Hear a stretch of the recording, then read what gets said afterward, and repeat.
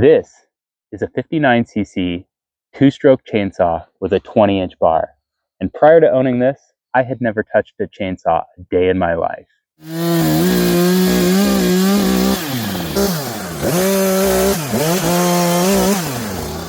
I'm going to talk through what compelled me to buy a chainsaw, things that I've learned along the way, and how I made my decision for this specific chainsaw.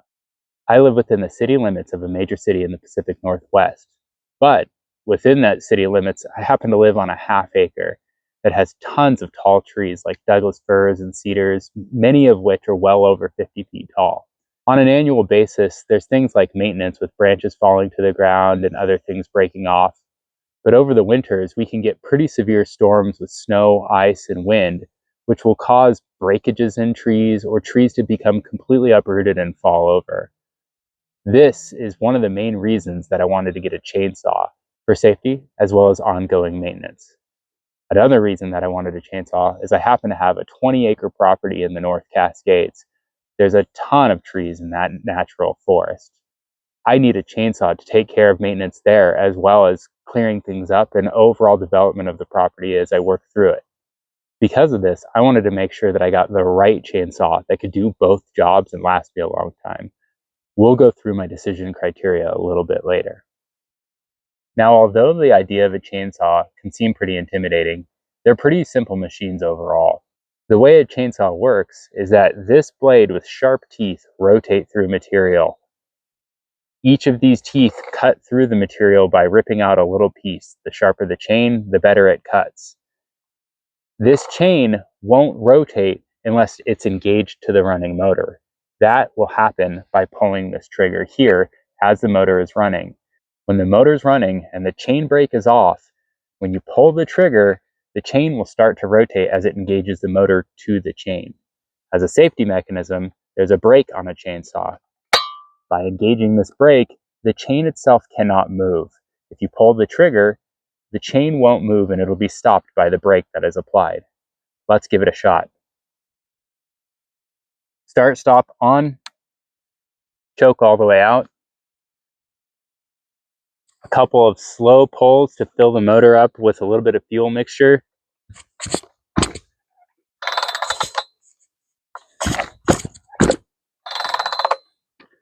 Make sure the brake is on and let it rip.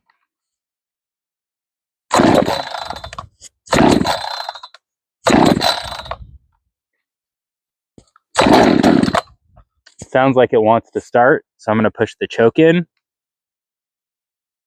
Now we're going to give it another pull.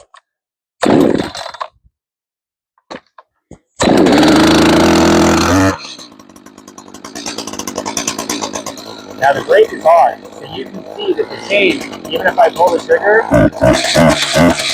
won't move. It actually bogs the motor down. Only when releasing the brake will the chain start to move. Again, the chain's not moving because I'm not pulling the trigger. But once I pull the trigger, that's when you see the chain move. You can always stop this motion by just putting on the brake. Chainsaws themselves are pretty simple machines. As I said before, basically, the chain itself rotates and only moves forward when engaged by pulling the trigger. That will connect the engine to the chainsaw and cause it to rotate. The only thing that will stop that is by applying the brake. The brake creates friction so that the chain itself can't move, no matter how much you try to engage the motor. The chain rotates around the bar. Bars can be different sizes depending on the size of chainsaw that you have. Some chainsaws can accept multiple size bars. If you have a bigger bar, you're able to cut larger logs.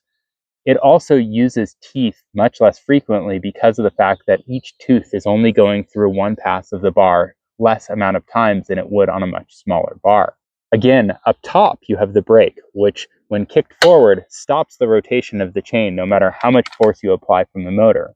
This is a safety mechanism so that if you do experience any kickback while using the chainsaw, it'll click the brake into place, stopping the chain from moving itself. Let's quickly talk about the parts that make up a chainsaw. We've already talked about the chain, the bar, and the brake. I'm going to take this cover off. Here, you'll find the air filter. This is important for the engine to be able to breathe. Above the air filter here, you'll find the spark plug wire, and underneath you'll find the spark plug itself. Each chainsaw should come with a chainsaw tool. This has three particular functions. This here is a wrench for the spark plug itself. On the other side, you'll find a wrench for adjusting the bar and the chain. You can see that this particular wrench fits against these nuts here. On the side of the chainsaw, I have two nuts as well as a flathead screw that allows me to adjust the chain tension as well as the position of the bar itself. This can be adjusted with the tool that came with the actual chainsaw. Again, you have one end of the wrench here as well as a flathead to be able to adjust the tension of the chain itself. One other key functional piece of a chainsaw is what's called the bumper spikes. On the inside of the bar, you'll find a number of different spikes here that have been mounted to the frame of the chainsaw. These are key for working through big logs. Basically, the way it works is when cutting into a log, you stab these into the side of the log. When you stab these into the side of the log, it creates a stable lever arm for you to be able to cut into that log with stability rather than having the chainsaw bounce up and down or experience any sort of fatigue. The last couple of key components you'll need to know about a chainsaw are the liquids that are needed to run a chainsaw. On the side here, you'll see two caps. The cap in the back is for fuel. In this case, this is a two-stroke chainsaw, so the fuel has to be mixed with two-stroke oil in order to run it. Basically, you'll take a gas can as well as two-stroke oil. With the two-stroke oil, you'll need to measure the amount for the right ratio. For the case of this one, it's a 50-to-1 ratio. Use the measurements on the bottle and mix to the right amount of gas, then pour that mixed into the side of the chainsaw. In addition to fuel, the front cap here is for bar and chain oil. This is an oil that gets used to basically lubricate the chain as it's running as well as the bar that it's running through. This oil serves the purpose of lubricating both, and nothing else is needed except to add the bar and chain oil in the front chamber here. Let's talk about the bare minimum safety equipment needed to operate a chainsaw. Chainsaw safety chaps. These are specifically designed with threads inside of them that catch the teeth of the chainsaw if it were to slip. So if the chainsaw happens to fall on your leg, it'll catch the threads which will tangle up the chainsaw, causing it to stop and prevent injury to your leg. A helmet. Helmets protect your head from anything falling down. You never know with what you're cutting that a tree branch might come down and hit you on the head, so you'd better be prepared with a helmet. Ear protection, eye protection, gloves. Now, although you may not need gloves explicitly, handling material while handling a chainsaw, it's always better to have something that will keep your grip strong and make sure that you don't cut yourself so that you can stay focused on working with the chainsaw itself. Every time you go to use a chainsaw, you'll want to be mindful of a few things. First is maintenance items. You'll always want to check to make sure you're full of bar oil as well as your fuel mixture every time before you go. Check the chain's tension to ensure that it's within spec and will function properly. You'll want to make sure that the teeth of your chainsaw chain are sharp in order to ensure that it cuts through material nicely. Another thing about owning a chainsaw that might seem a little bit overwhelming is the idea of having to sharpen the chain itself. It's actually pretty easy to do, and there's actually a tool out there that makes it even easier. If you have any sort of rotary tool like a Dremel or anything like that, there's actually a set that you can buy that helps you go through the sharpening of the chain pretty quickly.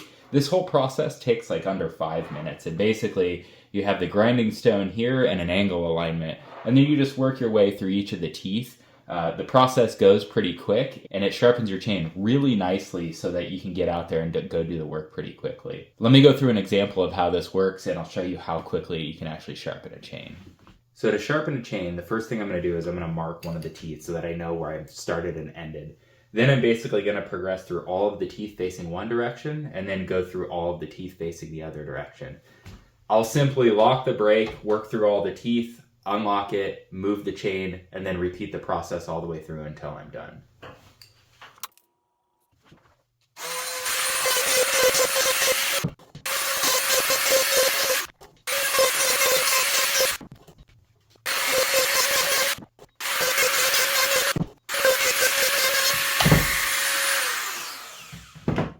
So now the question comes, why did I pick this particular chainsaw?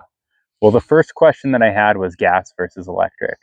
I knew that being out on a large property, as well as needing to do a lot of different work, that an electric chainsaw might not cut it.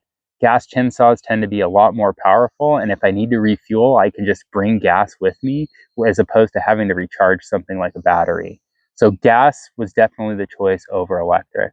Next, I wanted to make sure that I had a big enough bar to be able to cut through material. I went with a 20-inch bar, but that also means I needed a bigger motor overall. So I've got a big motor here with this 59cc engine and a 20-inch bar with the option to upgrade to a 24-inch bar. That means I can cut through large logs, but also that the teeth won't get used up quite as quickly because they're running over a much larger bar. Another factor of consideration was brand, reliability, reputation, parts, maintenance, etc. This is an Echo Timberwolf CS590. Everything I've found about this is that it's been a very strong, basically prosumer grade type chainsaw at that professional level, but at a reasonable price point for somebody who's in the consumer market. So I decided to go with this one because of availability of parts, reliable reputation, and overall functionality of the actual chainsaw. It also happens to have some nice features like anti-vibration between the motor and the actual chain that's running as well. Simple and easy to use, strong, but big enough for the needs that I have for the larger property as well as my property here.